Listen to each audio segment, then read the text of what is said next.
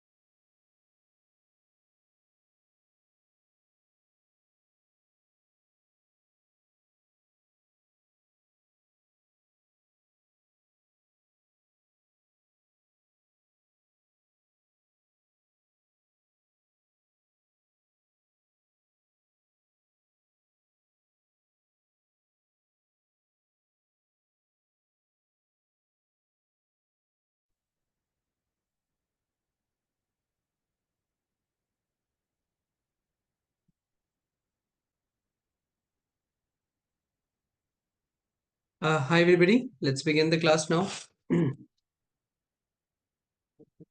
Before we go ahead with today's content, I want to ask you any type of problems or doubts that you would like to share in any of the mocks.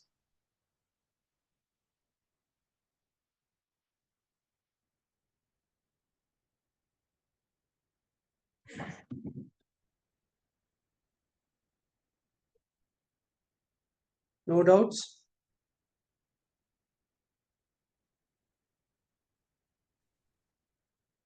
Yes, Ritik, you can speak up. Sir मुझे ये पूछना था कि जैसे हम RCs करते sir time पे language read करते हैं ना कि हम उसके साथ कंफर्टेबल है लैंग्वेज के साथ तो ही हम वो आरसी अटेम्प्ट करते हैं। तो सर इसमें वीए में भी हमें पैरा समरी या फिर पैरा जमल्स में ये अप्रोच लगानी चाहिए क्या? चलो दोनों पार्ट पे बात करते हैं। मैं इसका सीधा आंसर हाँ ना में ना देके थोड़ा सब्जेक्टिव देने की कोशिश करता हूँ to have a more clarity.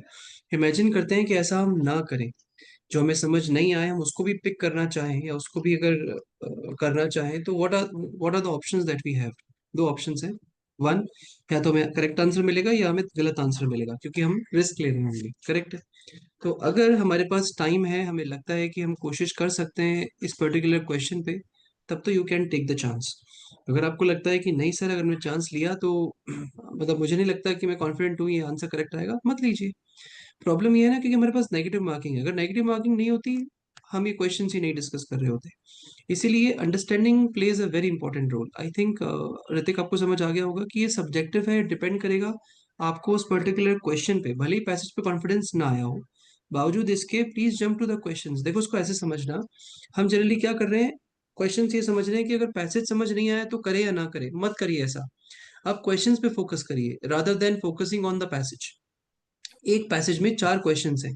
Passage समझ नहीं आया तो भी कम से कम एक या दो क्वेश्चंस के आंसर्स आप करेक्ट कर सकते हैं, क्योंकि वहां पे वो स्पेसिफिक क्वेश्चंस होंगे जिनके थ्रू आप उनके आंसर्स दे सकते हैं। तो rather than focusing on the passages, please focus on the questions कि क्या ये क्वेश्चन समझ आ रहा है, क्या मैं इसे कर पाऊंगा। नहीं, मत करिए। अगर कर सकते हैं प्लीज करिए। ठीक है बेटा ऋतिक। हाँ, और सर वीए के लिए मतलब सेम ही अप्रोच रखनी चाहिए। जैसे क्या होता है कि आरसीज में तो पैसेज रीड करके मतलब वो क्वेश्चंस हम कर सकते हैं, पर वीए के अंदर पैरा जंबल्स या पैरा समरीज में अगर थोड़ा कम कॉन्फिडेंस है कि लैंग्वेज इतनी मतलब समझ में नहीं आ रही है, तो सर उनमें भी बिना उतना लैंग्वेज समझे मतलब पैरा जंबल को हम बना सकते हैं। मुझे कभी कभी ऐसा लगता है, तो वो चीज़ समझ में ठीक है। थोड़ा कंफ्यूजन रहता ठीक है, अगर आपको कंफ्यूजन है प्लीज डोंट पिक। राइट, अगर आपको नहीं है प्लीज पिक। देखो बेटा, this confusion is not just limited to this CAT exam. This is everywhere in the world also, right? इसीलिए वो आपको डिसीजन मेकिंग देखना चाहते हैं। अब अगर आप इस पे रिस्क लेना चाहते हैं या नहीं लेना चाहते हैं, नेगेटिव मार्किंग का रोल क्या है? नेगेटिव मार्किंग का रोल यही है कि आपको हर एक डिसीजन जो आप लेने वाले हैं लाइफ में, उसके रिpercussions पता होने चाहिए। तो अगर आपको नेगेटिव मार्किंग मिल रही है फिर भी आप पिक कर रहे हैं, that means you are very well aware कि इसके रिpercussions क्या होंगे। यही वो और सर, टेस्ट कर रहे हैं। हाँ, और सर ये भी रहता है कि नेगेटिव मार्किंग भी है, और प्लस ये भी रहता है कि टाइम निकल जाता है, कि अगर हमने करेक्ट। दो पैरा जंबल्स भी ऐसे डिफिकल्ट लैंग्वेज वाले पिक कर लिए, 2-2 मिनट चले गए, और फिर आंसर भी नहीं आया, तो 4-5 मिनट तो वैसे ही वेस्ट हो गए, सही अग्रीड, भी नहीं टोटली आएगा। Agreed, totally agreed. एक भले और उसमें चीज मैं, नेगेटिव मार्किंग नहीं भी होती है, बट वो फिर टाइम चला जाता ट्रू, ट्रू, बट मेरा फोकस यहाँ पर ये होगा, आपकी बात बिल्कुल ठीक है, टाइम चला जाता है, आपका ज्यादा फोकस होना चाहिए ट्रांजिशंस पे, when you are doing the parajumble questions या वो कंप्लीशन वाले क्वेश्चंस। ठीक है, इनमें आपका फोकस होना चाहिए कि क्या पहले सेंटेंस का दूसरे सेंटेंस से लिंक बन रहा है कि नहीं बन रहा है। लिंक अगर आप बना पा रहे हो मार्क करो, नहीं कर पा रहे हो मत करो। यही अंडरस्टैंडिंग है इन क्वेश्चंस के अंदर। है। अच्छा अच्छा। तो सर मतलब अगर इनकी लैंग्वेज उतनी ज्यादा नहीं भी समझ में आए, तो अगर लिंक केवल बना ले तो वीए के क्वेश्चंस कर सकते हैं अटेम्प्ट, इन थोड़ा अदर लैंग्वेज कम भी। वर्ड्स इन अदर वर्ड्स अगर आप लिंक बना पा रहे हो आपको मीनिंग समझ आएगा ही आएगा, हो ही नहीं सकता कि मीनिंग समझ ना आए। मीनिंग का मतलब है एक या दो वर्ड समझ में नहीं आ रहे, समझ में आते, विच इज फाइन। लेकिन सेंटेंस क्या कहना चाह रहा है आप समझ जाएंगे अगर आप लिंक बना पा रहे हैं तो। Okay sir, done sir, thank you it's sir. One and the same thing actually, that's what I want to say. Yes yes, okay sir. Thank you Hrithik. अच्छा, thank you sir. When which was the last mock that you guys took?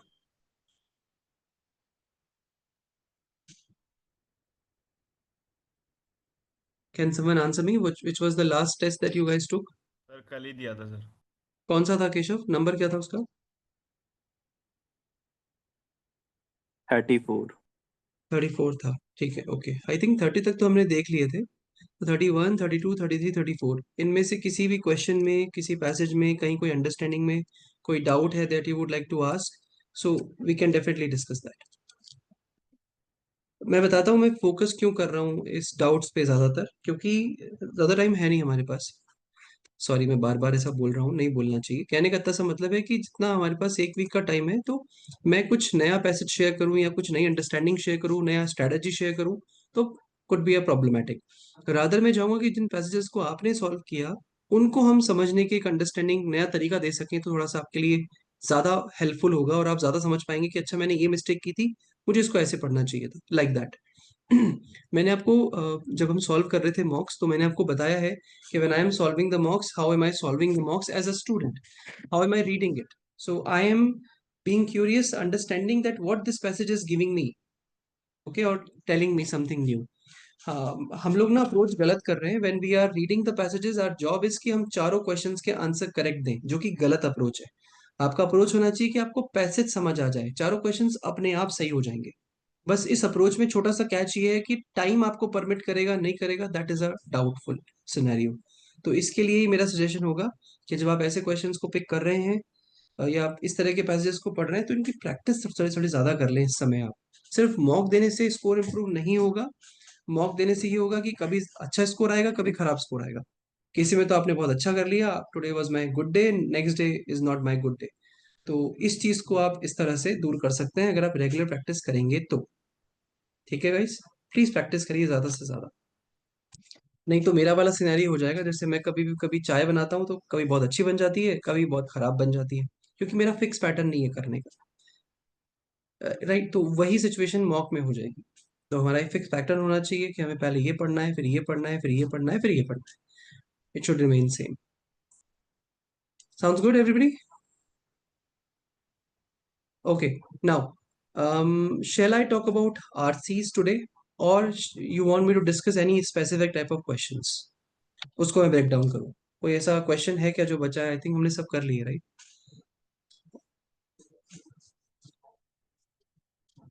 Otherwise we'll break down the RCs. Nothing as such. ठीक है, तो I am not giving you any new strategy today for breaking down the RCs, but at the same time we'll be looking at couple of new RCs, ठीक है? और strategy वही है जैसे मैंने आपको पहले बताया, I don't want to change it. So पहले we have to understand the passage, so focus questions पे नहीं होगा, अंडरस्टैंडिंग ऑफ द पैसेज पे होगा। With this understanding let me share my screen.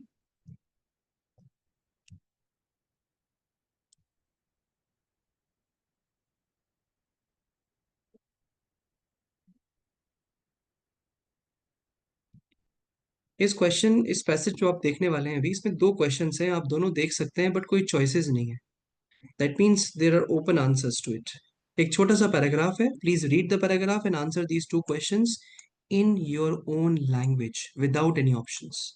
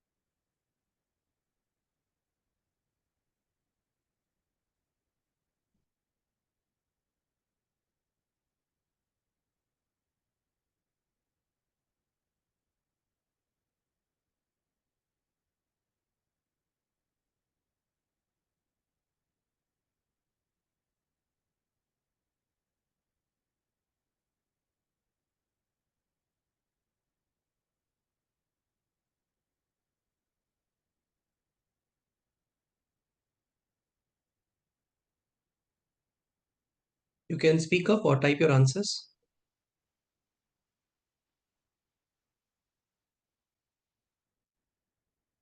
Your answers will give me an idea how are you understanding the passage.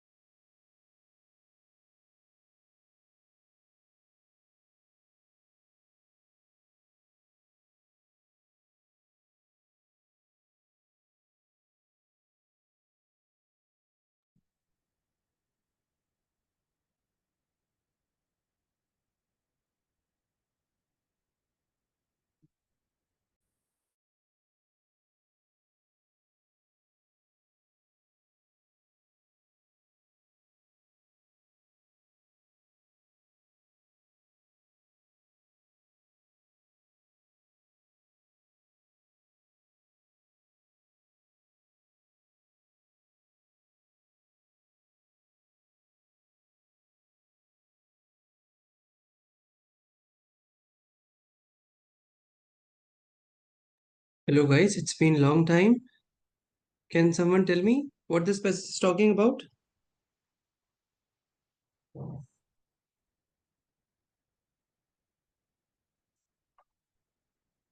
What an answer? Parental responsibilities. Okay. Parental responsibilities. Thank you, Prakul. That's the one answer I got. First question is just simply asking the main subject of the article.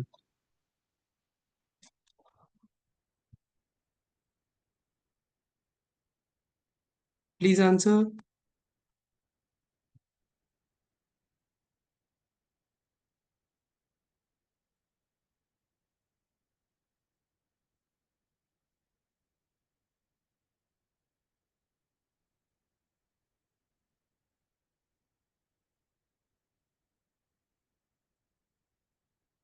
M I audible guys? Yes sir. अच्छा। Yes sir. क्या बात है, कोई कुछ कह ही नहीं रहा है आज। ऐसा लग रहा है जैसे या तो मॉक दे के अभी भी बैठे हो क्लास में, ऐसा कुछ है क्या? सर जी। नहीं तो लंच नहीं किया आप लोगों ने, टाइम चेंज कराएं। सर स्टार्टिंग में थोड़ा सा कंफ्यूजिंग लगा था इसलिए, और ठीक बाकी थोड़ा थोड़ा आया। ठीक है। मैंने बेसिकली पैसेज स्टॉप कर दिया। सिलेंडर पेरेंट्स की सोशल और लीगल रिस्पॉन्सिबिलिटीज जो भी चाइल्ड पे है, ओके उससे रिलेटेड फाइन। समझ ठीक है, मैंने पैसेज स्टॉप कर दिया, you can't see the passage. अब मुझे बताइए, कुछ क्वेश्चंस मैं पूछ रहा हूँ आपसे, मुझे आंसर्स दीजिएगा। ठीक है। पहला क्वेश्चन, आप में से कितने लोग ऐसे हैं जिन्होंने 2 बार से ज्यादा इस पैसेज को पढ़ा? है कोई ऐसा जिसने 2 बार से ज्यादा पढ़ा? अच्छा, मैं क्यों पूछ रहा हूँ वो बता दूं आपको। अगर ऐसे हैं तो मैं आपको बताऊं पढ़ने का सही तरीका क्या है। इससे आपको किसी भी पैसेज को 2 बार से ज्यादा नहीं पढ़ना पड़ेगा। बहुत रेयर केसेस में, seldom you require to read it 3 times, otherwise you won't be. है से कोई ऐसा जिसने 2 बार से ज्यादा पढ़ा? तब तो मैं बताऊं तरीका क्या है। यस सर, पढ़ा था। पढ़ा था, ठीक है। तो मैं आपको बताता हूँ पढ़ने का तरीका क्या है। पहले पढ़ने का तरीका समझते हैं, पर उससे पहले पैसेज में कितने पैराग्राफ्स थे? एक पैराग्राफ था, राइट। अब अलग अलग सेंटेंसेस थे, तो देखो पैसेज को पढ़ने का तरीका क्या है। If I am reading X Y Z sentence and I am finding it difficult, तो मैं क्या करूंगा, उस पैसेज उस सॉरी उस सेंटेंस के आगे और पीछे क्या लिखा है उस पर एम्फेसाइज करूंगा, जिससे मुझे समझ आए कि पैसेज कहना क्या चाहता है, यानी इस सेंटेंस का रिलेशन क्या है। ठीक है। देखिए पैसेज पे चलते हैं हम। आई एम रीडिंग दिस पैसेज, ठीक है, the way student should read. कहीं भी प्रॉब्लम आती है तो प्लीज समझना। इससे क्या हेल्प मिलेगी, मैं अंडरस्टैंडिंग चेंज नहीं कर रहा हूँ, जिस तरह से आप पढ़ते आ रहे हैं पढ़ते रहिए, कोई प्रॉब्लम नहीं है। बस मैं ये हाईलाइट करना चाह रहा हूँ कि अगर आप कुछ गलत कर रहे हैं तो इसे आप कैसे करेक्ट कर सकते हैं। ठीक है, देखिए जरा। 100 years, तो पहला सेंटेंस हर पैराग्राफ का, हर पैसेज का पहला सेंटेंस बहुत इंपॉर्टेंट है। आई रिपीट, हर पैराग्राफ का और हर पैसेज का। इसमें एक ही पैराग्राफ है तो इसलिए इसका पहला सेंटेंस बहुत इंपॉर्टेंट है। उसी को टॉपिक सेंटेंस कहते हैं। उसी को क्या कहते हैं? Topic sentence in general. अब यहाँ पे सेकंड क्वेश्चन था, underline the topic sentence in the paragraph above. Basically ये पूछ रहे हैं कि इस पैराग्राफ का हीरो कौन है। हीरो मतलब जिसके आगे पीछे सारी कहानी, सारा पैराग्राफ घूम रहा है। यानी अगर मूवी में हम कौन देखते हैं, हीरो कौन है, प्रोटैगनिस्ट कौन है, इसका मतलब उसी के आगे पीछे सारी कहानी घूम रही है, वही हीरो है। तो मूवी में जो कुछ भी सीन आ रहा है, जो कुछ भी हो रहा है, वो सब हीरो से रिलेटेड होता है। सिमिलरली एक पैराग्राफ में भी ऐसा होता है। Generally first paragraph topic sentence होता है, बट जरूरी नहीं है कि फर्स्ट पैराग्राफ ही हमेशा टॉपिक सेंटेंस हो। लेकिन एक ऐसा सेंटेंस जिसके आगे पीछे पूरी कहानी घूमती है, वो हमें ढूंढना होता है। क्लियर है, बात समझ में आ गई गाइस? राइट। तो अब समझते हैं कि मेन सब्जेक्ट क्या है या मेन टॉपिक सेंटेंस क्या है। उसके पहले पैसेज को पढ़ते हैं, उसका तरीका समझते हैं। छोटा सा पैराग्राफ है, लेट्स अंडरस्टैंड। 100 years और सो अगो, ये एक फ्रेज है जो ये बता रही है टाइम के बारे में खाली। The parents was the supreme authority in child's destiny. ठीक है, सो 100 years और सो अगो, मतलब 100 साल उससे पहले की सिचुएशन क्या थी कि जो पेरेंट्स थे वो सुप्रीम अथॉरिटी होते थे चाइल्ड की डेस्टिनी के बारे में। Short only of direct murder, मतलब डायरेक्टली मर्डर नहीं कर सकते, इसके अलावा उनके पास पूरी रिस्पॉन्सिबिलिटी होती थी, वही सुप्रीम अथॉरिटी हुआ करते थे बच्चे के लिए। उसी को आगे डिस्क्राइब कर रहा है, देखो सेकंड सेंटेंस में, parents were held responsible for their children's reading to God alone. तो वही उनके भगवान हुआ करते थे, एक तरह से देखा जाए तो।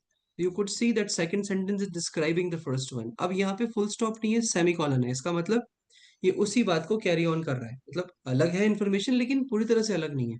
अगर पूरी तरह अलग होती तो फुल स्टॉप आता, और डिपेंडेंट होती तो कॉमा आता। So when do we use semicolon? We use semicolon when we need a pause more than comma less than full stop. ठीक है, more than comma less than full stop. Comma कब use करते हैं? जब dependence होता है, इसका इस पे या इसका इस पे। और फुल स्टॉप कब यूज करते हैं? जब दोनों एकदम अलग बात कर। Should they fail, individual good-hearted people might, if they thought proper, step in, give food, give help, provided the parents consented. That is, but if it was not admitted that the community was a whole, as a whole, was concerned in this matter. क्या समझ आया इस पूरे sentence को पढ़ के? I am sure ये confusing रहा होगा आपके लिए। आपको सिर्फ ये समझने की कोशिश करनी है, सेंटेंस कह क्या रहा है, क्यों लिखा गया है यहाँ पर। पहले वाले सेंटेंस को, जो पहला सेंटेंस है उसको डिस्क्राइब करने के लिए लिखा गया है यहाँ पर, क्योंकि यहाँ लिखा है कि भाई मर्डर को छोड़ दे तो बाकी पूरी अथॉरिटी होलसोल पेरेंट्स की है, उसको डिस्क्राइब कर रहा है। ठीक है, आगे का सेंटेंस पढ़ रहा हूं मैं next. Parents and guardians in the absence of parents, अगर पेरेंट्स नहीं है तो फिर guardians, were allowed to starve their children, leave them naked, prey upon their children by making them work in factories or chimney sweeps and the like। उन्हें किस तरह से रख सकते हैं, भूखा रख सकते हैं, बिना कपड़ों के छोड़ सकते हैं, उनको काम करवा सकते हैं, whatever. The law was silent and the state acquiescent, मतलब कोई कुछ नहीं कर सकता, वही सब कुछ करेंगे। अब आप मुझे बताइए, ये दो सेंटेंसेस मैंने पढ़े, इसका पहले वाले सेंटेंस से क्या लिंक है, पहले वाले का दूसरे से क्या लिंक है, कि दूसरे वाले का तीसरे से क्या लिंक है? अगर मुझे इसमें से कुछ समझ नहीं आया तो भी मुझे कोई फर्क पड़ेगा क्या? I can still understand, right, what they are trying to say. Yes or no? Quickly.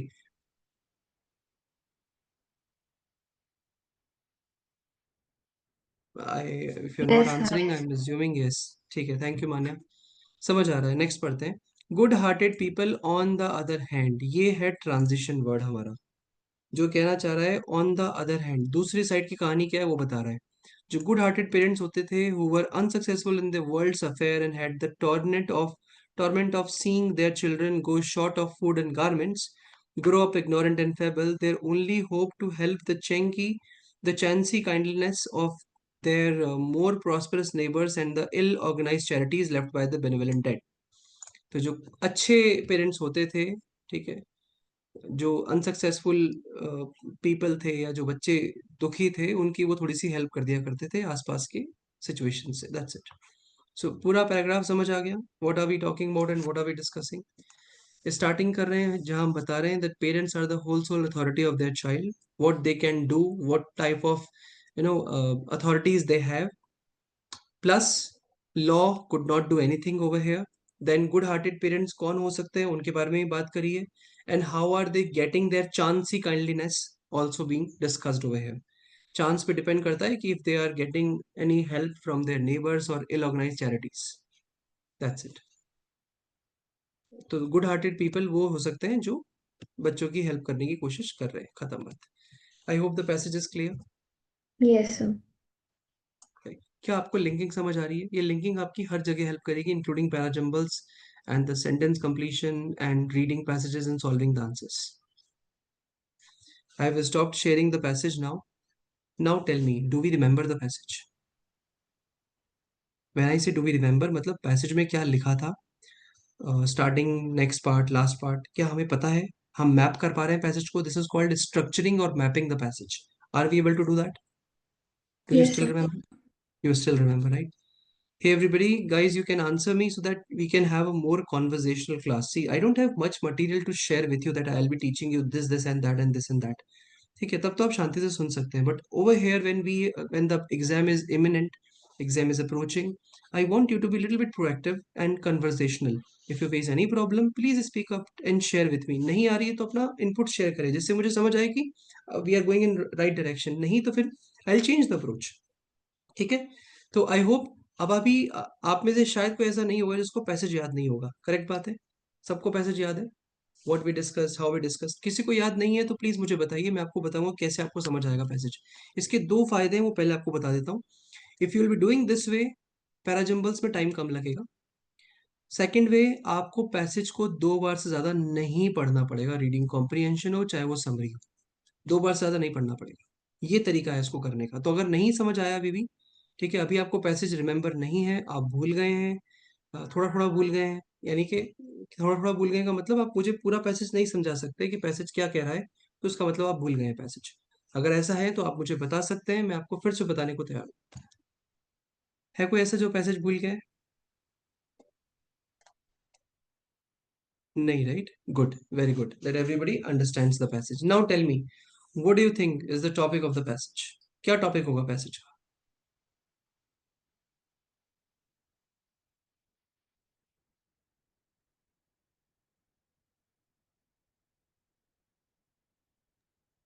The parents authority over children.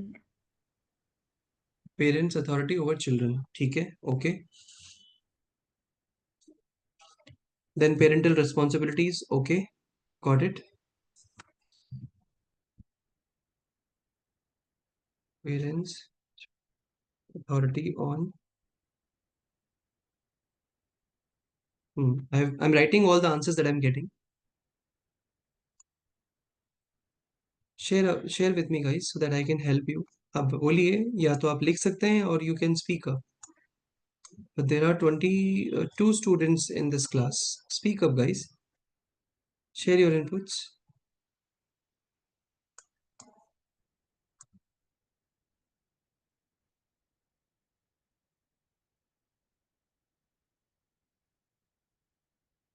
Thank you, Himanshu.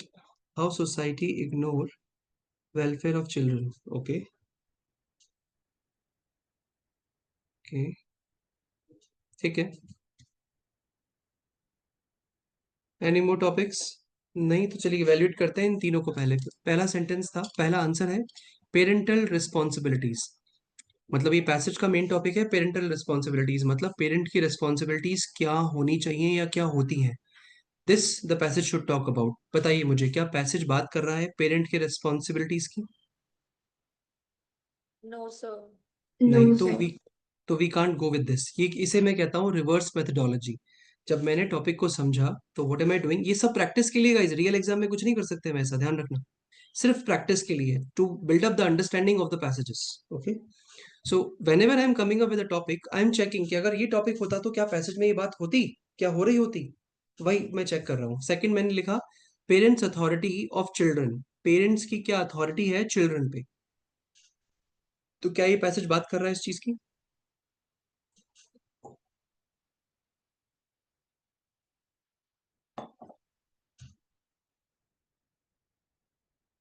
Come on answer. क्या पेरेंट्स की अथॉरिटी की बात हो रही है चिल्ड्रन पे? Yes, sir. यस ना, that's right. बस इसमें एक छोटा सा चीज मिसिंग है, वो है टाइमलाइंस. अगर हम टाइमलाइन नहीं डालते हैं then by default it looks like that we are talking about present time. But we are not talking about present time, we are talking about 100 years ago. So I have to add that in the answer, which is like parents' authority of children or parents' authority on children 100 years ago. Okay, Correct. sir. Now this makes it precise and better. Okay, coming to the last one. How society ignore welfare of children. अगर imagine करो ये passage है, तो passage में क्या होना चाहिए कि सोसाइटी किस तरह से चिल्ड्रन के वेलफेयर को इग्नोर कर रही है. Correct. That means who will become the subject here? The society. Correct. And is this the passage talking about?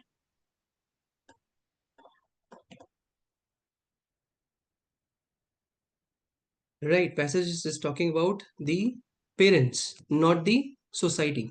Hence, this can't be the answer either. So I hope you understood what is the main topic, parents' authority on children during 100 years or so. Correct? This is how we need to identify the subjects for the passages. This will be very much helpful for you to understand, and that's how you can solve the passages. अब passage को दो बार ज्यादा नहीं पढ़ना है, ये भी समझ आ गया हमें कैसे, क्योंकि मैं पहले सेंटेंस को दूसरे से, और ये सेम टाइम कर रहा हूँ मैं. The moment I am reading the passage I am understanding इस सेंटेंस में ये बोला है, ओके, नेक्स्ट सेंटेंस में कौन बोल रहा है. अगर फिर भी समझने में प्रॉब्लम हो रही है, प्लीज फोकस करिए सब्जेक्ट कौन है उस सेंटेंस में, सब्जेक्ट कौन है, इसके थ्रू आप इसे समझ सकते हैं. I hope it is clear. Yes, sir. Yes, sir. Right. Next sentence था underline the topic sentence in the paragraph above. क्या लगता है आपको इस पूरे सेंटेंस में, पूरे पैराग्राफ में सॉरी, कौन सा वो सेंटेंस है जो मेन सेंटेंस कहा जा सकता है, जिसके आगे पीछे पूरी कहानी चल रही है?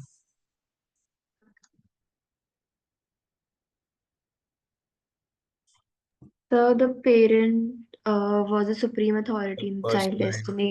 First line, right? Absolutely right. First line should be the 100 years ago or so, the parent was the supreme authority in child's destiny, short only of direct murder.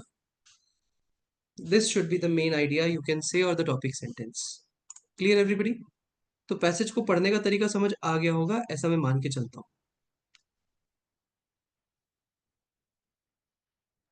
Yes. Now with this, I am sharing the second passage. Same एक paragraph का छोटा सा passage है, आपको पढ़ना है और पढ़ के मुझे सिर्फ टॉपिक बताना है। आई एम श्योर इस बार आप मुझे करेक्ट आंसर कॉन्फिडेंटली दे पाएंगे।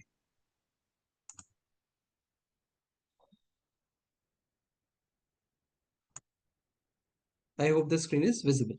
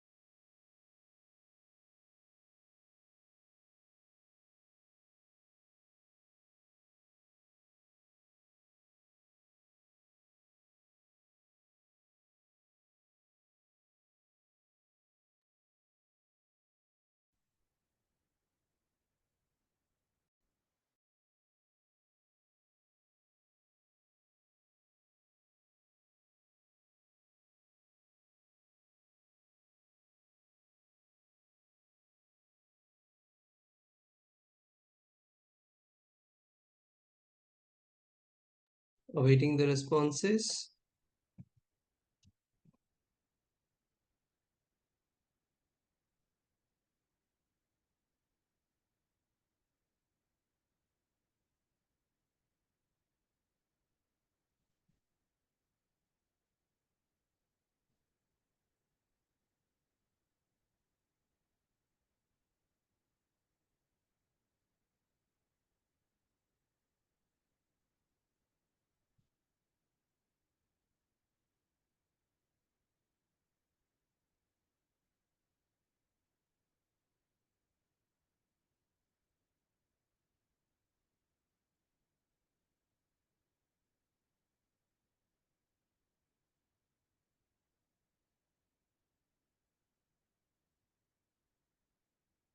I haven't got any answer yet. I hope you are again reading it.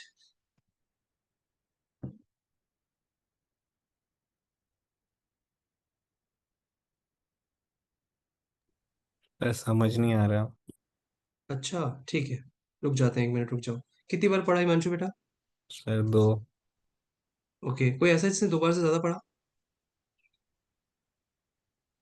No sir. नहीं, ठीक है। बाकी के तो आज आंसर ही नहीं दे रहे। Sir role of imagination in economic. Role of imagination economics, नहीं बच्चे, ऐसा नहीं है। तो मैं समझाता बेसिकली हूँ आपको। हाँ, इकोनॉमिक्स, बोलो। इकोनॉमिक थ्योरी को कैसे समझना चाहिए, मतलब जो भी आपके दिमाग में आइडियाज आते हैं उसको पहले बैठ के सोचना चाहिए हाइपोथेटिकली, उससे रिलेटेड कुछ। काफी काफी सही है, काफी सही आंसर दिया है, काफी क्लोज है। और कोई ट्राई करना चाहेगा? जो भी आपने आंसर पिक किया हो, please do share with me. Understanding बनी नहीं बनी, यू कैन शेयर। ज्यादातर स्टूडेंट्स नहीं बोलते ना क्लास में। Yes Kartikeya, go ahead. Sir इसमें ऐसे बता रहे थे जस्ट लाइक कि इकोनॉमिक्स जो है ना सोचने से नहीं होती है, उस पर एक्सपेरिमेंट भी करने चाहिए, जब जाके वो रियल लाइफ में वो प्रैक्टिकल आ सकती है। उस पर एक्सपेरिमेंट होंगे ना जब जाके कुछ ऐसा। ठीक है, ओके। नाउ मैं नेक्स्ट क्वेश्चन इज, टॉपिक तो आपने बता दिया, सॉरी सब्जेक्ट तो आपने बता दिया, आपके हिसाब से टॉपिक सेंटेंस कौन सा होगा?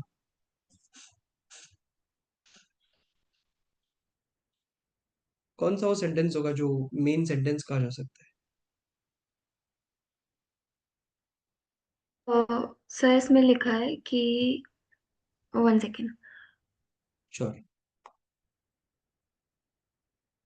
This column is to illustrate a paradox. You can't do serious economic unless you are willing to be playful. Good job Manya, this is the main topic. अब ये कैसे हो रहा है, कैसे हमने आइडेंटिफाई किया, इसको भी हम समझेंगे, बट गुड जॉब मान्या। जिन लोगों ने नहीं बोला उनका भी आंसर यही था, कुडोज टू यू। जिन लोगों को नहीं समझ आया, अब समझिए। सेम तरीका है जो हमने ऊपर किया, वही मैं यहाँ करने वाला हूँ, पर एक ही बार पढ़ूंगा पैसेज को। Let's see. Imagine an economy that produces only two things, hot dog and buns. इतना पढ़ते ही मुझे समझ नहीं आया। Imagine an economy that produces only two things, hot dog and buns. So I'm curious to know more. I don't have a clarity here.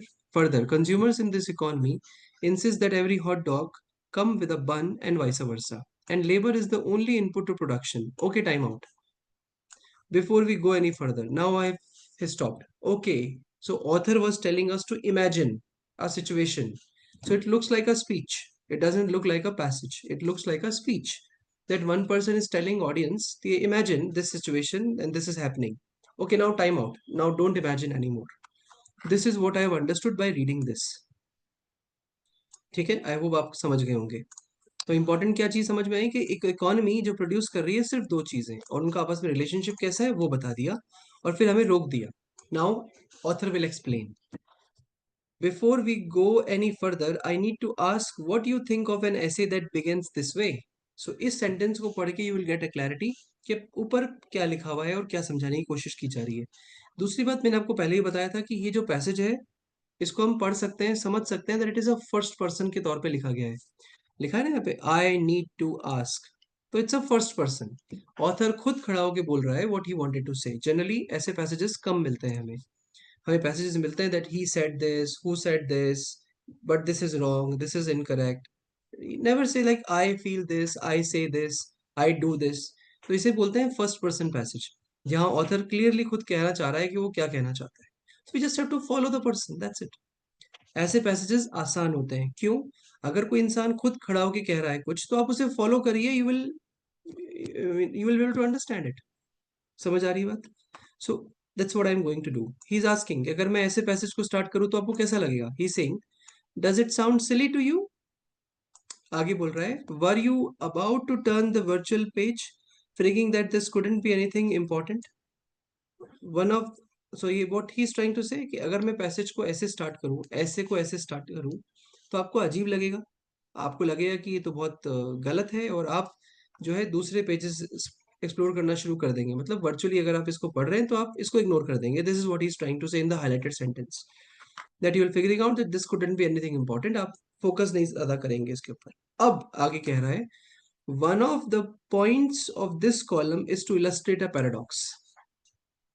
ये खुद बता रहा है कि जो पहले के सेंटेंसेस इसने लिखे हैं उसका रीजन क्या था। खुद कह रहा है, ये कह रहा है कि इनका जो रीजन था कॉलम्स का, वो था to illustrate a paradox. Illustrate का मतलब क्या होता है? Anybody? Illustrate means Example. Example. तो वो कह रहा है कि ये एग्जाम्पल था, किसका एग्जाम्पल था? पैराडॉक्स का। Is everybody aware what is a paradox?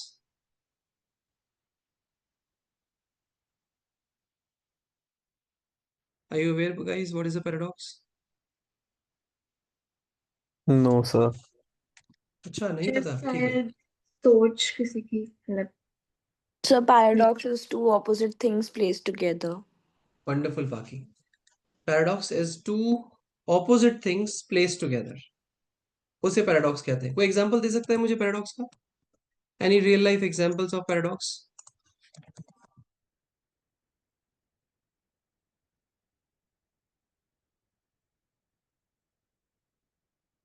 Sir, these words like open, secret, and these are some of the examples of it. I cannot frame a sentence right now. मुझे तो एक वो याद आ रहा है phrase, अगर चैन से सोना है तो जाग जाइए। It's a paradox. अगर Yes, चैन से sir. सोना है तो जाग जाइए, तो फिर सोना है तो जागेंगे कैसे, बट एक्चुअली में देखा जाए तो you will understand the meaning. This is a paradox. तो ऐसे बहुत सारे पैराडॉक्स हमारे लाइफ में है रोज।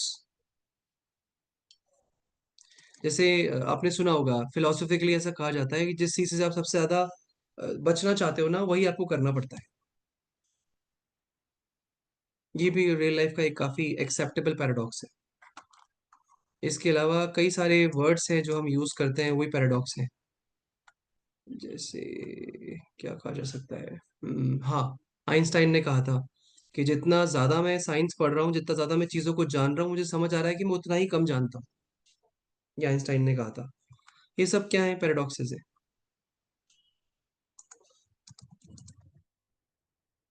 और भी कई सारे वर्ड्स होते हैं, जैसे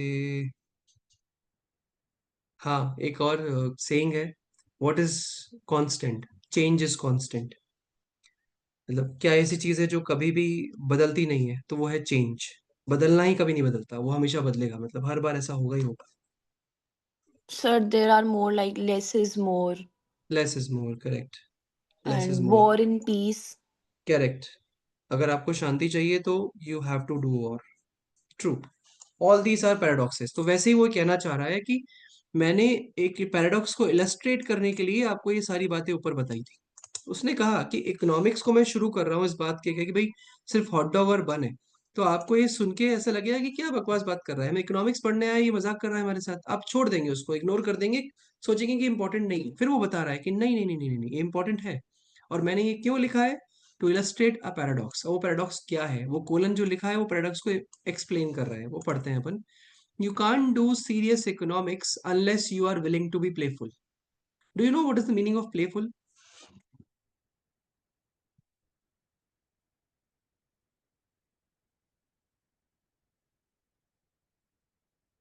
Playful matlab when you don't have to take so many things seriously. When you are going things with little hearted. आप लाइट हार्टेडली चीजों को ले रहे हैं, जा रहे हैं। That is called playful over here, that is the meaning here. ठीक है। सो ये क्या कहना चाह रहा है, अगर आपको कुछ सीरियस इकोनॉमिक्स करना है तो आपको प्लेफुल होना पड़ेगा। इसको डिस्क्राइब करने के लिए इसने ऊपर लिखा था। अब ये जो इसने बात कही है, इसको डिस्क्राइब करेगा नेक्स्ट सेंटेंस में। देखो कैसे। Economic theory is not a collection of dictums laid down by these people.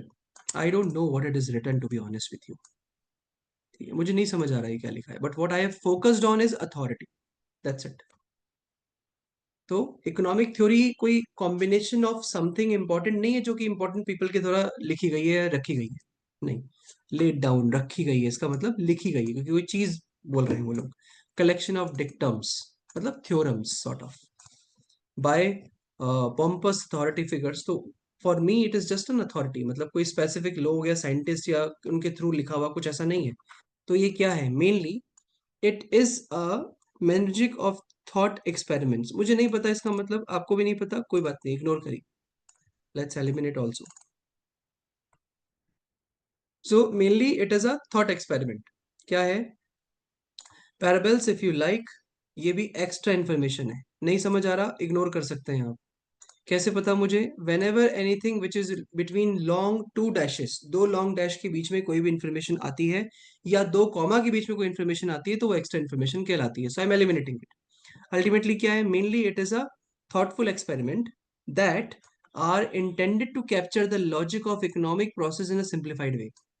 मुश्किल था समझना, नहीं ना, क्या है, that are intended to capture the logic of economic process in a simplified way. इसलिए you need to be playful if you really want to understand the serious economics. समझ आ रही है बात, खेल खेल में समझना, that's what the understanding is in the end। of course कौन बोल रहा है, ऑथर, क्योंकि फर्स्ट पर्सन में लिखा है, ये इंपॉर्टेंट है हमारे लिए।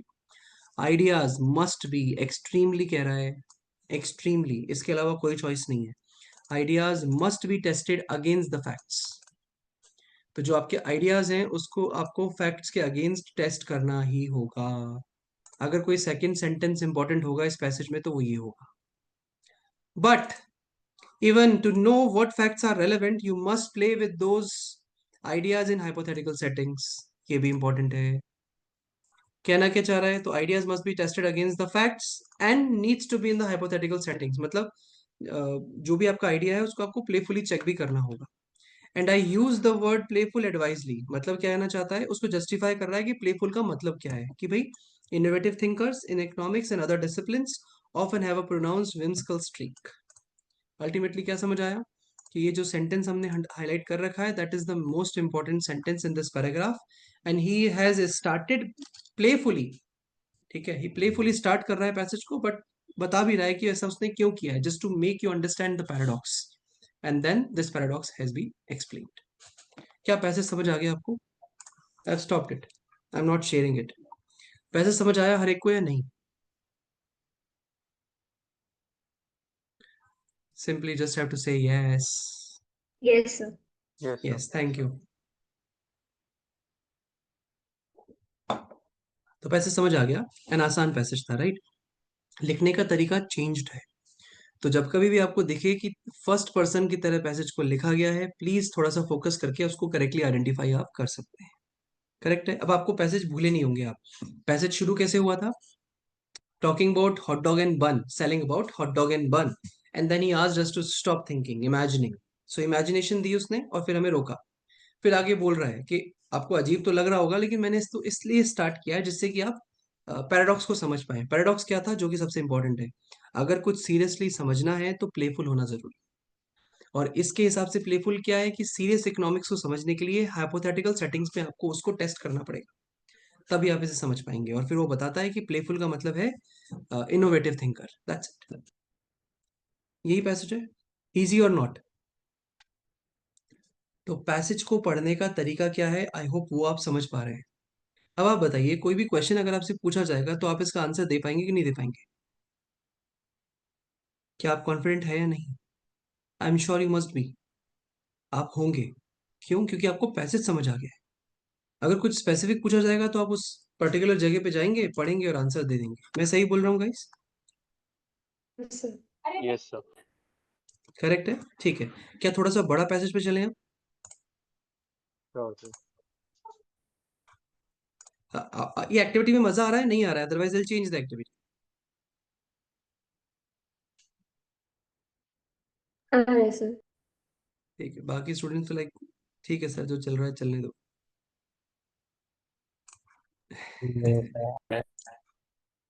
जितना ज्यादा आप बोलेंगे उतना ज्यादा मुझे समझ आएगा कि हाँ यू गाइस आर अंडरस्टैंडिंग, इसलिए I am just forcing you actually to speak up more. खैर कोई बात नहीं, समझना जरूरी है, वो समझ में आना चाहिए।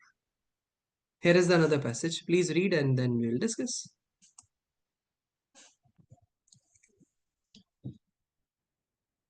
हाँ, एक सेकेंड, एक सेकेंड, एक सेकेंड, थोड़ा सा एक्टिविटी ऐड करते हैं। मैं ना टाइमर शुरू कर रहा हूँ, so I have a timer with me. Let me just start it. आ गया क्लॉक।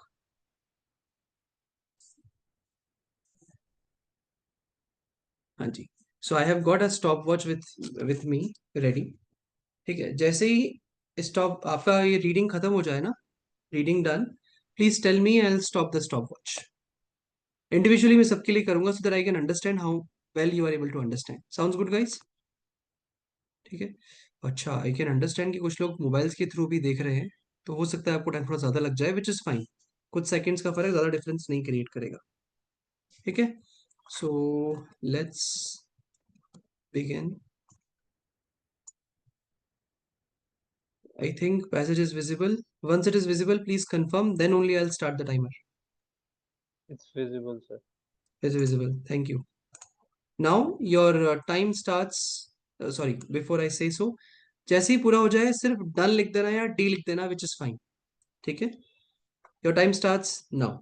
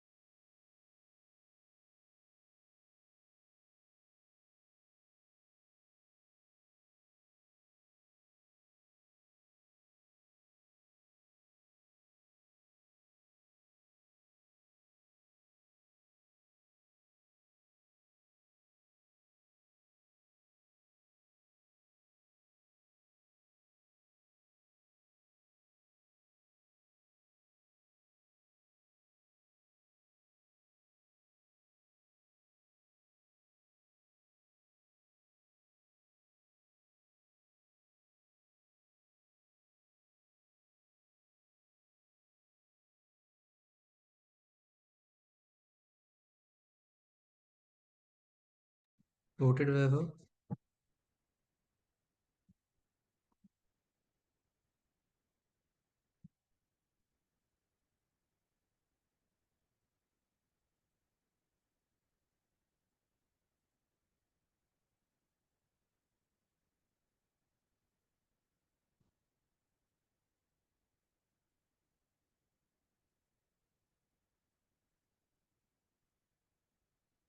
ओके हर्ष।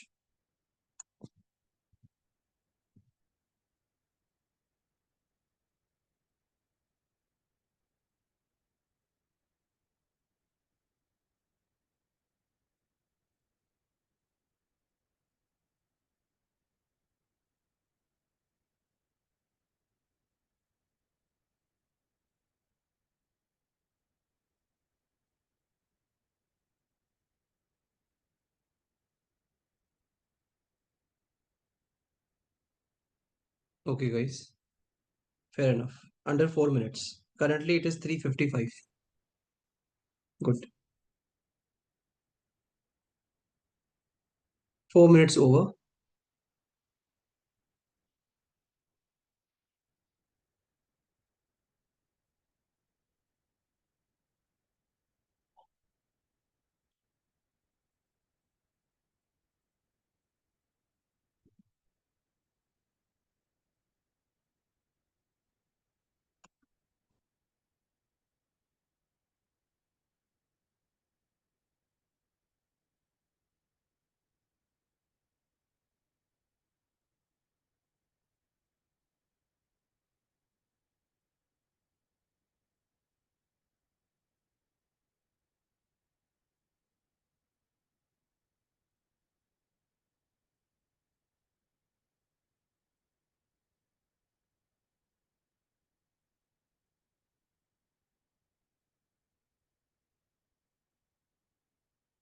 Okay, guys, 5 minutes over.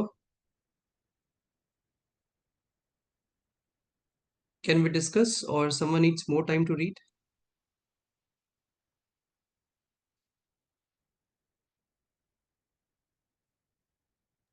Sir discuss कर लो। ठीक है। तो बहुत कम बच्चों ने आंसर्स दिए हैं। आई होप सबको समझ आ गया है, राइट?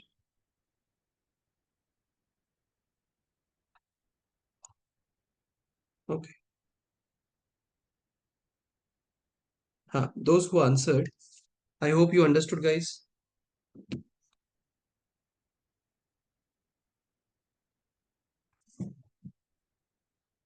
तो राइट, थोड़ा सा पैसेज समझ आ गए? हाँ बीच मान्या, बीच में बोलो। समझ नहीं आया था, बट हाँ बीच एक, बीच। हाँ, ठीक है। टॉपिक बता सकते हो मुझे मान्या? लाफ्टर से रिलेटेड कुछ ऐसा। ओके। ओके। और कोई?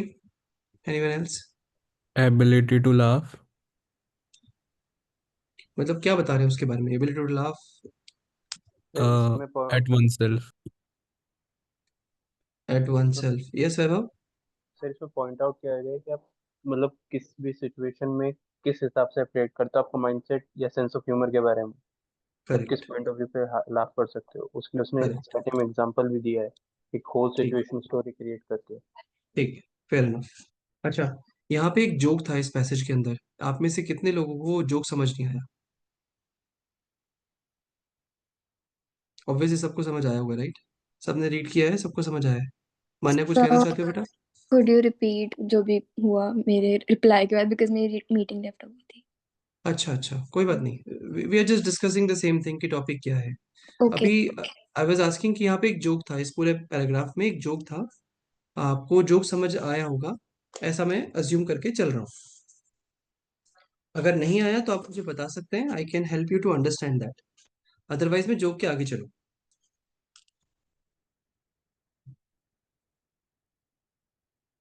हाय दिव्यांश बेटा,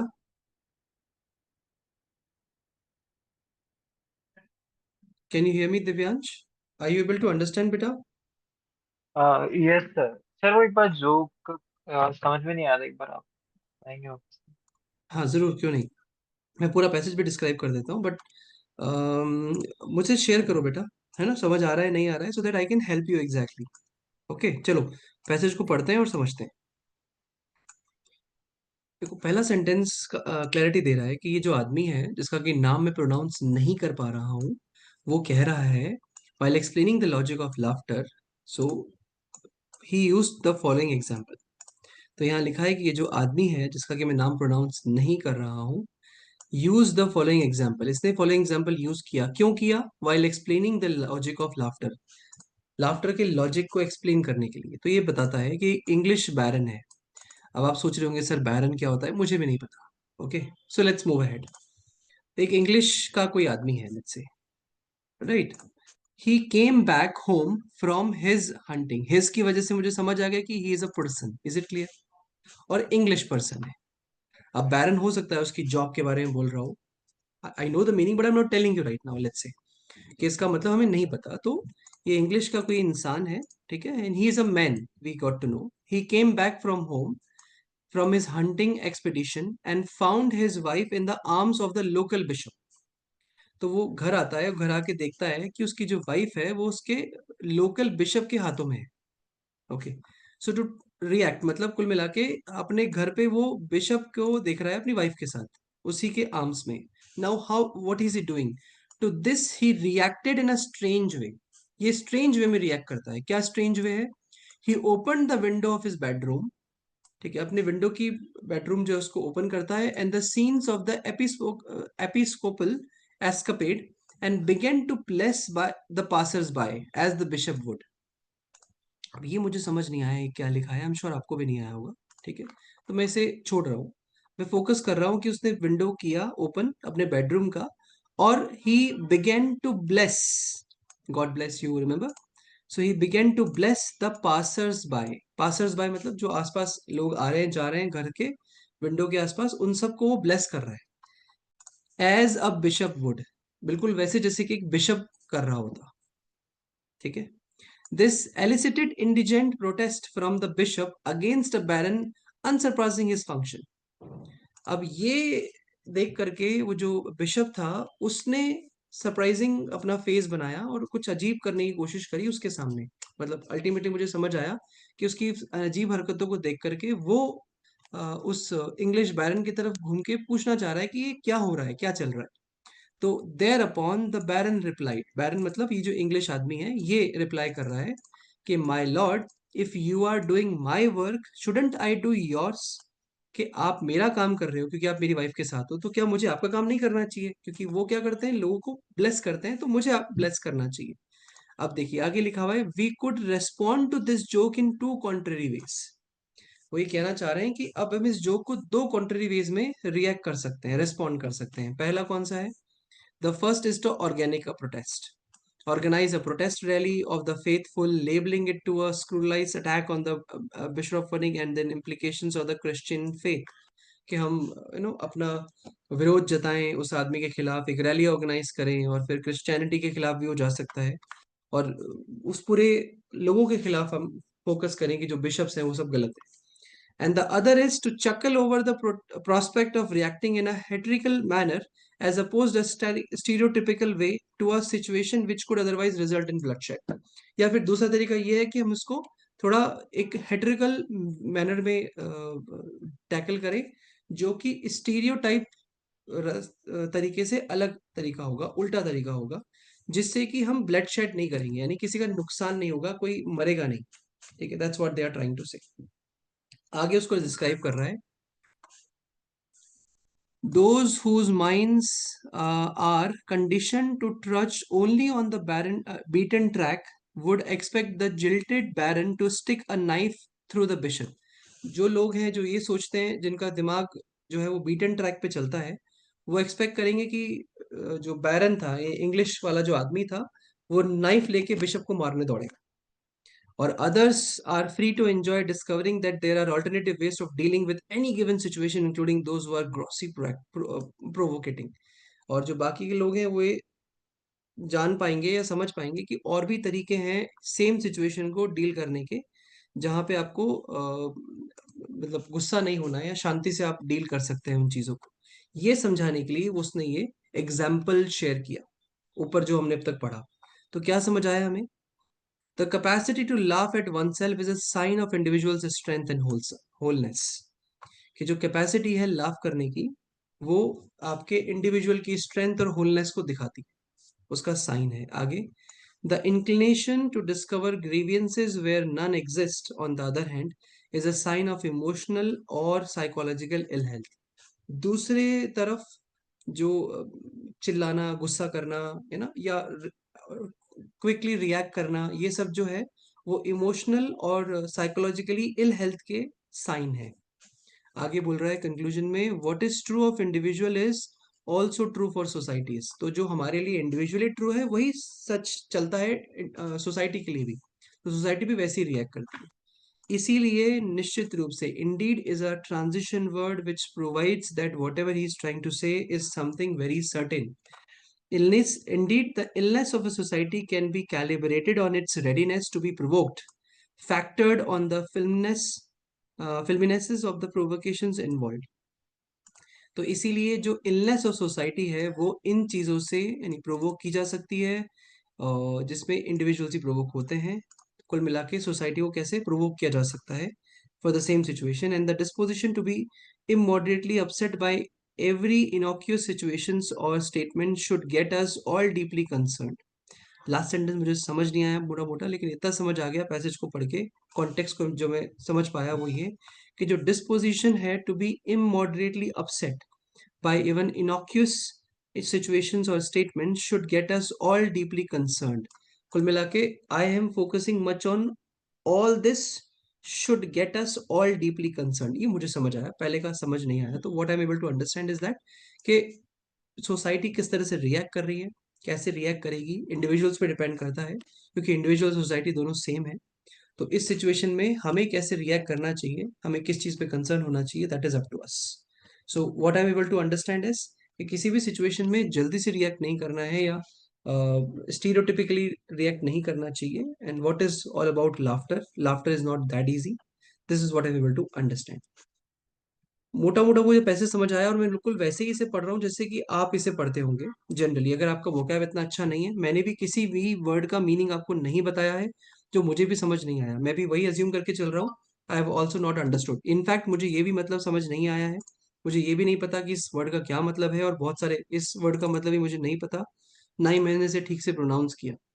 ठीक है, फिर भी बावजूद इसके मुझे पैसेज समझ आया। मैं ये नहीं कह रहा हूँ कि मुझे बहुत अच्छे से समझ आया, पर इतना समझ आ गया कि मैं जनरल क्वेश्चंस के आंसर्स दे सकता हूँ, कुछ स्पेसिफिक क्वेश्चंस के आंसर्स भी दे सकता हूँ, अगर वो फर्स्ट पैराग्राफ में से होंगे तो, फर्स्ट पार्ट में से होंगे तो। Are you guys with me? कोई ऐसा जैसे इतना भी समझ नहीं आया, प्लीज मुझे बताइए। आई एम श्योर ऐसे जरूर होंगे जो कोई इससे ज्यादा समझ आया होगा, ये बहुत अच्छी बात है, पर जितना मैंने पढ़ा उतना समझ आया नहीं है। Yes yes sir. Sir. Right, और पढ़ने का तरीका समझ आया, how to read the passage. Even though I did not Yes, sir. know the many of the words, even though I did not know couple of sentences also, but still I understood with the transition word, with the words किसका कहाँ पे क्या link बन रहा है, उससे मैं समझ पाया। Yes, यही आपको करना है guys when you are reading the passages, regardless you are reading it for RCs or regardless you are reading it for your summaries or parajumpal, for God's sake, everywhere you have to go with the same way. I hope it is clear. और आपको yes sir. Joke भी समझ आ गया होगा, right?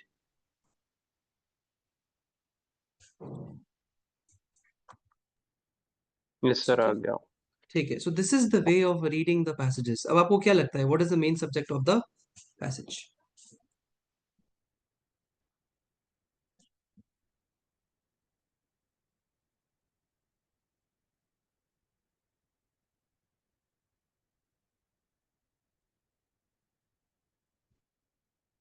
What is the topic, subject?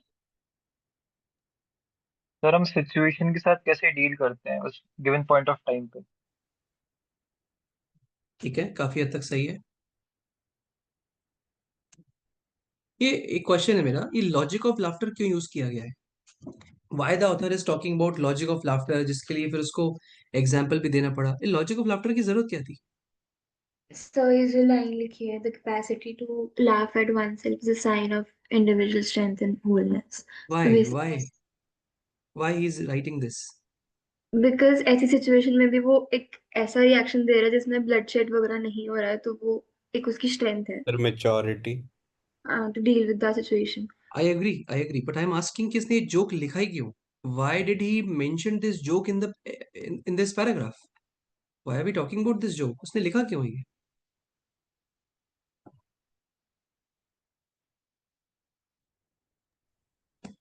तो एक sense of maturity दिखाने के लिए, क्योंकि इस जोक में बहुत ही क्रिटिकल सिचुएशन दी हुई है कि बिशप के हैंड पे उसकी वाइफ है और उस पे वो करेक्ट। बाहर खड़े लोगों को क्या नाम है आशीर्वाद दे रहा है और कह रहा है कि लॉर्ड अगर आप मेरा काम कर रहे हो तो मैं मेरा काम करूँ। तो एक सेंस ऑफ हाँ ह्यूमर नहीं, और आप मेच्योरिटी। आप मेरा कर रहे हो तो मैं आपका करूंगा फिर। हाँ मैं आपको एक सेंस ऑफ मेच्योरिटी और ह्यूमर दिखाने के लिए आप किसी भी सिचुएशन में किस तरीके से उसको लाफ के और उस पॉइंट ऑफ व्यू से देखते हो।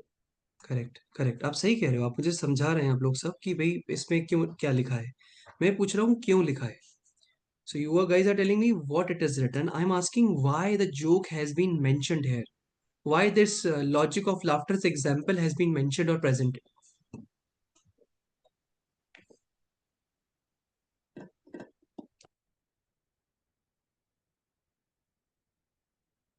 तो let me answer.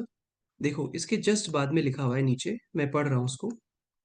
We could respond to this joke in two contrary ways. First is this, second is this. ठीक है, लास्ट में लिखा है the capacity to laugh at oneself is a sign of individual's strength and wholesome, and the inclination to discover grievances where none exist, on the other hand, is a sign of a emotional or psychological ill health. This is an important sentence that they are talking about. ये कहना चाहते हैं कि कोई भी इंसान किसी भी चीज पे कैसे रिएक्ट करता है, ये उसकी साइकोलॉजिकली और इमोशनली हेल्थ के लिए इंपॉर्टेंट है या वो बताता है। और यहाँ पे इंडिविजुअल को नेक्स्ट सेंटेंस में उन्होंने सोसाइटी से कनेक्ट कर दिया है और ये बताने की कोशिश की कि कोई सोसाइटी कितनी मेच्योर है और कितनी इमेच्योर ये शो करता है। अब इसका एग्जाम्पल मैं आपको दूं अगर अपनी तरफ से, तो जो मैं समझ पाया वो आपको बताता हूँ कि अगर किसी ने कोई गलती करी है तो भीड़ इकट्ठी हो और उसको वहीं मार दे, जिसे हम मॉब लिंचिंग कहते हैं। ठीक है, ये क्या है भाई? उसने गलती करी, हमें समझ आया, पर आपने भी तो गलती करी ना। You getting me? ये हुआ वन, तो आपने क्या किया? अल्टीमेटली आंसर आ रहा है as a bloodshed, result in bloodshed. या दूसरा तरीका ये होता है कि इस आदमी ने गलती करी, इसे पकड़ा जाए और सीधे से कानून के हवाले कर दिया जाए। ना law will do its own work. ये क्या है? That you are doing a second way. We are not saying कि ठीक है उसको फ्री करके घर जाने दो, ऐसा नहीं करना है obviously, but will have to go, we have to go with a different way. जैसा आई होप, जैसा यहाँ पर एग्जाम्पल में शो करने की कोशिश की है कि उसने ब्लड शेड किए बिना ये बताने की कोशिश की कि आप अपना काम नहीं कर रहे हो और आप मेरा काम कर रहे हो, तो क्या मुझे आपका काम करना चाहिए? Okay, so I hope you are able to understand what he is trying to say. तो उसने पूरा पैराग्राफ, सॉरी, आधे पैराग्राफ में एग्जाम्पल क्यों शो किया है, ये एग्जाम्पल क्यों उसने डिस्कस किया है, तो ये बताने के लिए कि किसी भी सिचुएशन के अंदर दो तरीके होते हैं डिस्कस करने के, और वो आपकी साइकोलॉजिकल और आपकी इमोशनल हेल्थ को बताते हैं। क्या मैं समझा पाया आप लोगों को guys?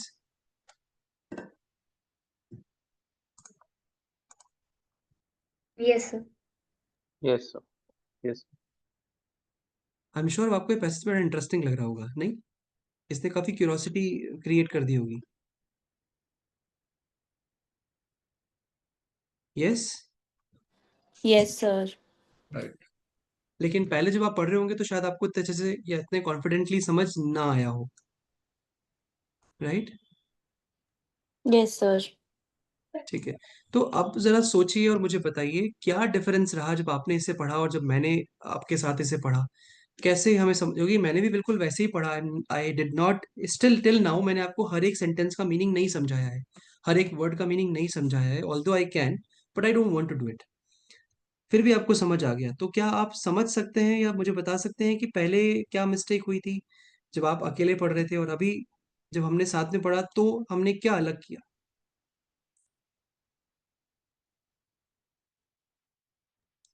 Sir, for me, when I was reading it by myself, I could get a overview of what the passage was saying. But when you taught us, it was more of a connectivity between all the sentences and the sequence.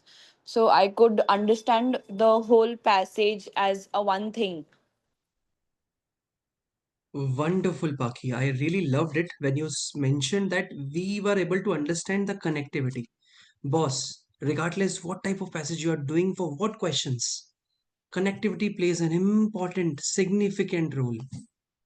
तो please आप connecting को समझे, और मैं कैसे connect कर रहा हूँ वही मैं आपको समझाने की कोशिश कर रहा हूँ। बड़े पूरे पैसेजेस का ब्लूप्रिंट यही है, आप मैं मान के चलिए, जैसे हम कहते हैं ना बैकबोन, यही है वो बैकबोन, कि आप ये समझ पा रहे हैं कि सेंटेंसेस आपस में कैसे कनेक्ट कर रहे हैं। दिस इज द होल कहानी। अब इसी को समझाने के लिए मैं एक लंबा पैसेज आपके सामने प्रेजेंट कर रहा हूँ। इट्स अ लॉन्ग पैसेज, और मैं इसे पीडीएफ में ना दिखा के वर्ड फाइल में दिखाऊंगा, जिससे हम उसको छोटा बड़ा कर सकें अपने हिसाब से। Just a second, let me copy paste it.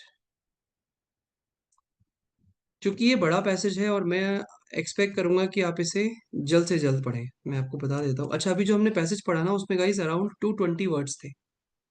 Okay, अरे तो कॉपी नहीं कर रहा।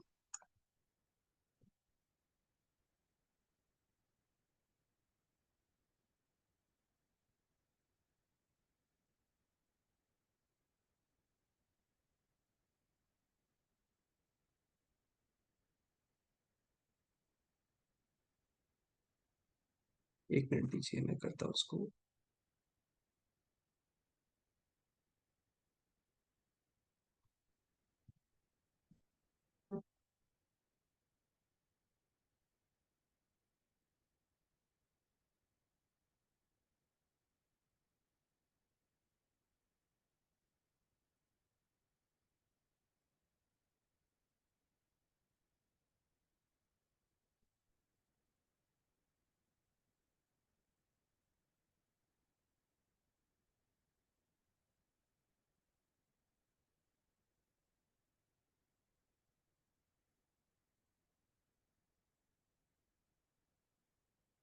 Just allow me a minute more please.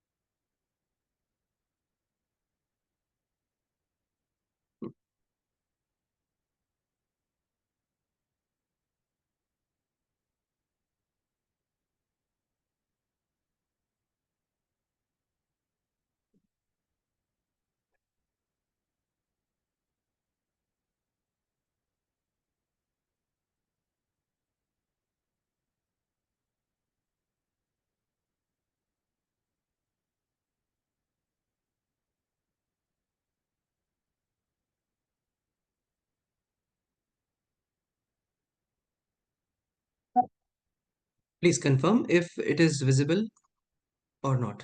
एक साथ सबको दिख रहा है, नहीं दिख रहा Yes, sir. Yes, है? sir. It it is is sir, visible, right? Sir it is. To those also जो मोबाइल के थ्रू पढ़ रहे हैं, उनको भी विजिबल है ना ठीक से बेटा? ठीक है। थोड़ा सा बड़ा लग सकता है, but it should not take much time. अच्छा, फंडा क्या है मैं आपको बता दूं, don't start reading it yet.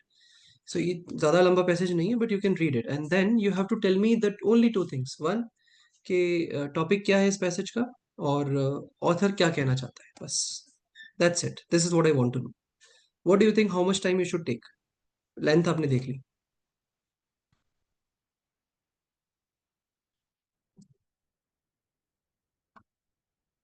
कोई बात नहीं। दिस टाइम मैं आपको 5 मिनट का टाइमर दूंगा। स्टॉप वॉच नहीं, I will be starting with 5 minutes timer. ठीक है, 5 मिनट्स के बाद हम इसे स्टॉप कर देंगे and then we will start the discussion.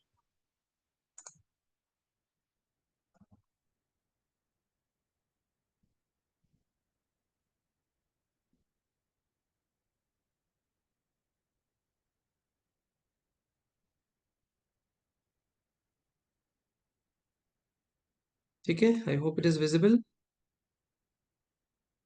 Your 5 minutes timer starts now.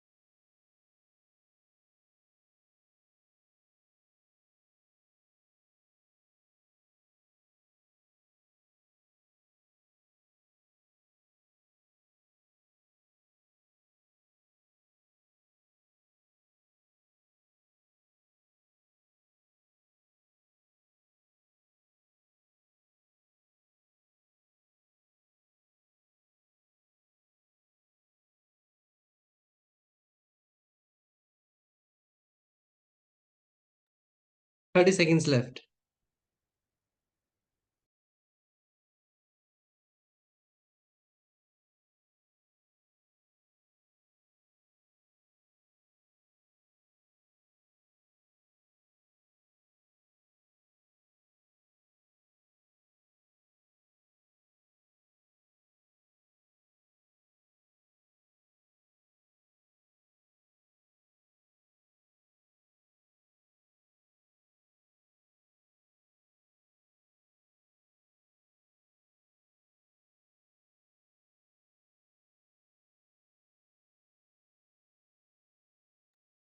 Time is up, guys.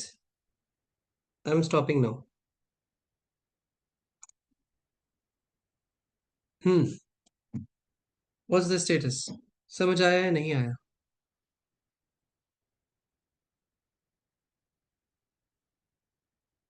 पढ़ा नहीं पूरा। पूरा नहीं पढ़ पाए? ठीक है, ओके। कोई ऐसा है जिसने पूरा पढ़ लिया और समझ आ गया? प्लीज रेज योर हैंड और may be you can say speak up, that would be better.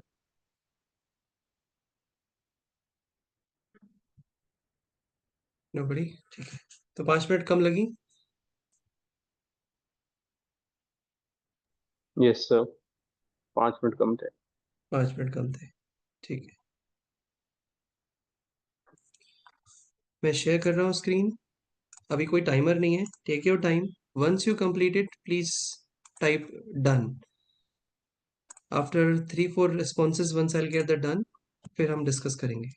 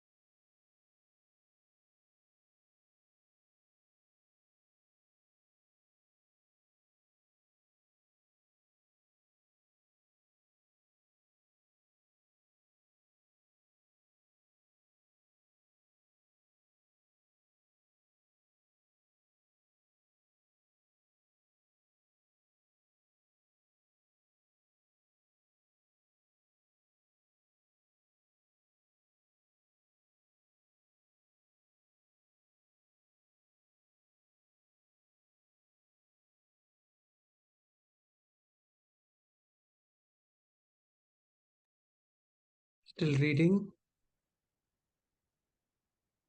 Okay, take 2 minutes more maximum, then we'll discuss.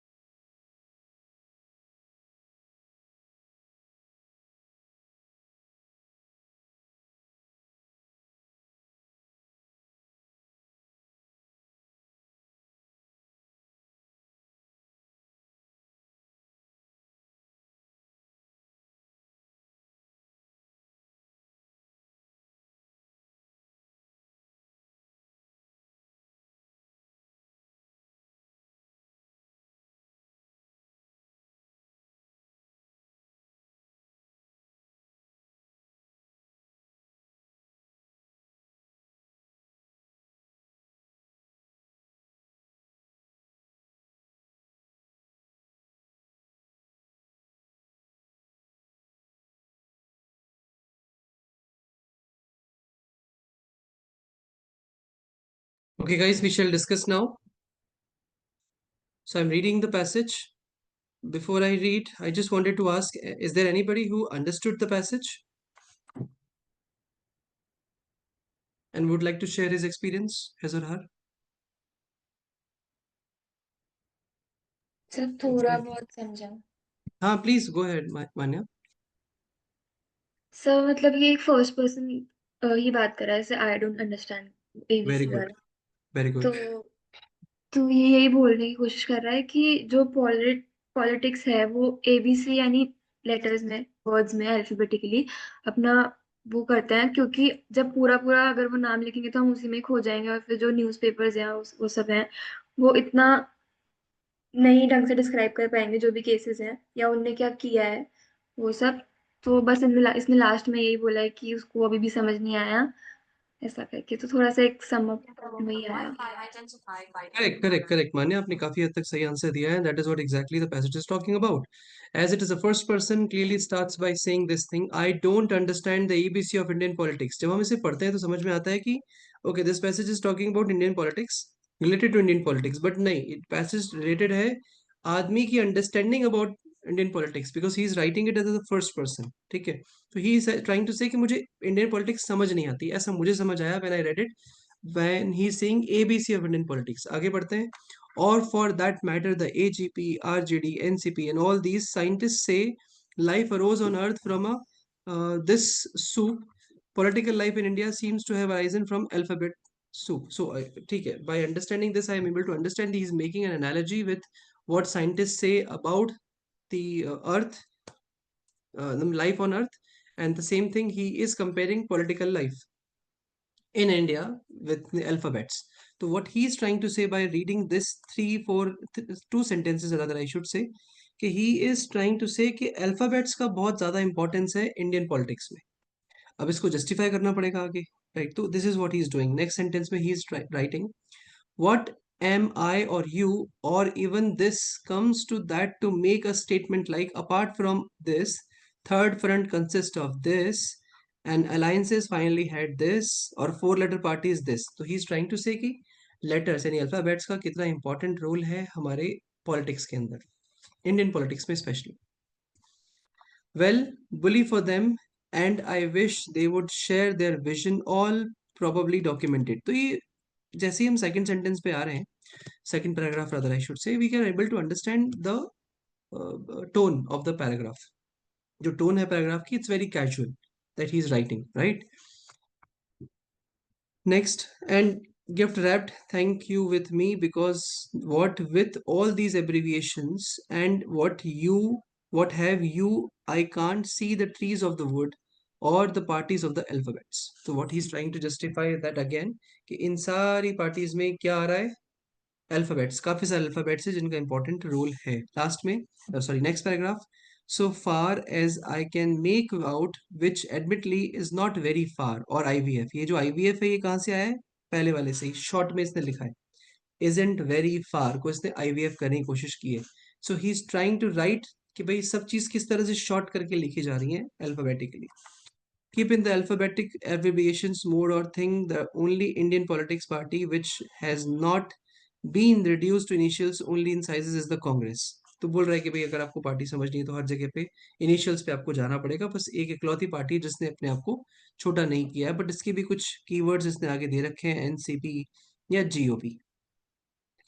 Next, all this abbreviated alphabetisms of politics is of course environmentally very sound. अच्छा, फिर आपके ये भी बता रहा है कि environmentally it's good. तो अभी तक ही was talking about negatively कि ये सब बहुत शॉर्ट में लिखा गया है इसलिए बहुत मुश्किल है समझना, बट कह रहा है environmentally ये बेटर है. क्यों बेटर है वो समझते हैं. एग्जाम्पल बता रहा है इनके. You had to go the full Monty as it were, as in the Communist Party of India liberalization, or instead of all this you had to write all India all this, and instead of JSS you had to tongue sticking out of the corner of your mouth in concentration put down all this name and watch how you spell this.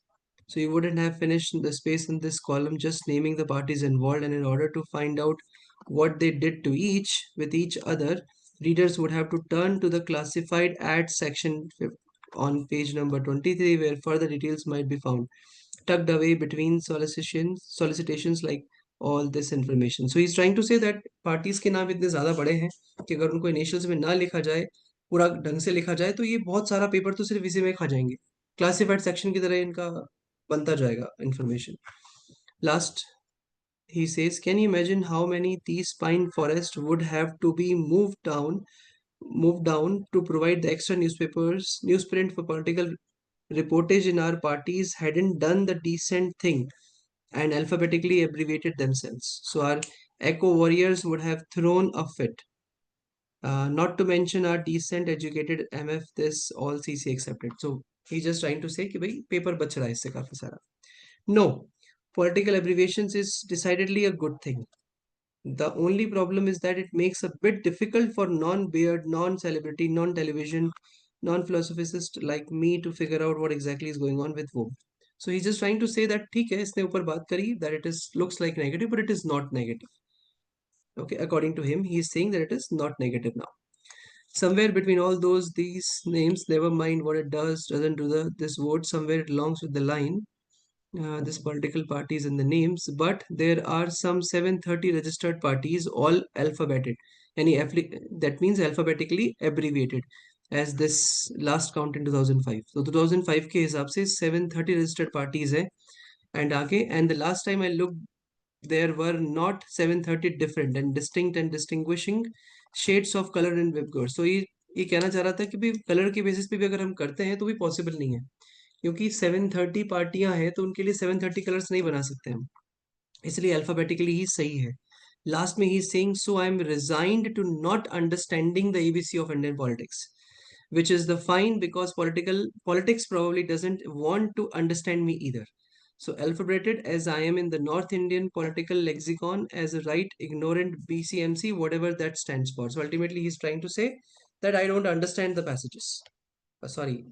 I don't understand the Indian politics, the ABC of Indian politics, so I'm resigning it. शायद वो भी मुझे समझना नहीं चाहती है. तो इस पैसेज के अंदर what we have identified and understood is author is talking as a first person and talking about what Indian politics के अंदर अल्फाबेट्स का कितना बड़ा रोल है और वो कितना इम्पोर्टेंट है.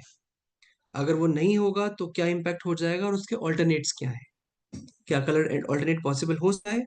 तो उसने पॉसिबिलिटी चेक करी है और खुद ही उसको रिजेक्ट कर दिया और उसने कहा है कि जो करंटली चल रहा है वो सही है. I hope it is clear. The passage समझ आ गया होगा, राइट? Yes sir. बहुत ज्यादा कंफ्यूजिंग था, इसमें कोई डाउट नहीं है, इसीलिए मैंने आपको बताया पढ़ने का तरीका क्या होगा. यानी अगर लंबा पैसेज भी आ रहा है, कंफ्यूज भी कर रहा है, तो भी what am I doing is connection. I am connecting the passages. भले ही हम पैसेज नहीं देख रहे अभी, लेकिन फिर भी हम कनेक्शन बना सकते हैं उसका.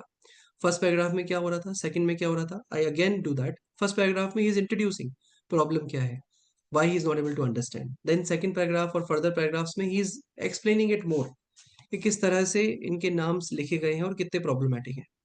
फिर वो बताता भी है कि एक पार्टी जिसने अपना नाम चेंज नहीं किया है. फिर आगे बताता है कि अगर ये क्यों इम्पोर्टेंट है, ऐसा करना क्यों सही है और क्यों इम्पोर्टेंट है. लास्ट में वो ऑप्शन भी देता है कि हम कलर कोडिंग भी कर सकते हैं, लेकिन फिर खुद ही रिफ्यूट कर देता है कि that is not possible. That's it. I hope it is clear. Yes sir. तो पैसेज को पढ़ने का तरीका क्या हो सकता है, कैसे पढ़ना चाहिए, ये हमने आज डिस्कस करने की कोशिश की है आज की क्लास में.